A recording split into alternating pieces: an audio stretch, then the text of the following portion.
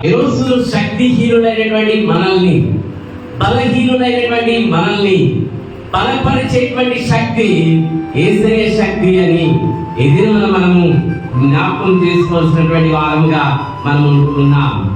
మరి ప్రభు యొక్క శక్తి పునరుద్ధాన సువార్త అనేకులకు చెప్పమన్న అధికారపు శక్తి. పునరుద్ధానుడిగా లేచాను, మీరు వెళ్ళి చెప్పండి అని సువార్తను ప్రకటించమని చెప్పినటువంటి శక్తి. ఈరోజు సువార్తకి శక్తి ఉన్నది. ఈ సువార్త మనల్ని విడిపించేటువంటిది, ఈ సువార్త మనల్ని బలపరిచేటువంటిదిగా ఉన్నట్టు మనం గమనిస్తుంటున్నాం.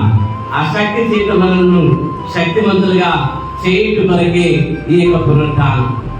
ఈ పునరుద్ధానం ఎందుకంటే ఆ యొక్క శక్తిని మనకు అనుగ్రహించి మనము పరిపూర్ణులుగా, శక్తివంతులుగా, బలవంతులుగా మార్చిన కొరకే ఈ యొక్క పునరుద్ధానం అని దేవుడు మనకు జ్ఞాపకం చేస్తూ ఉంటున్నాడు.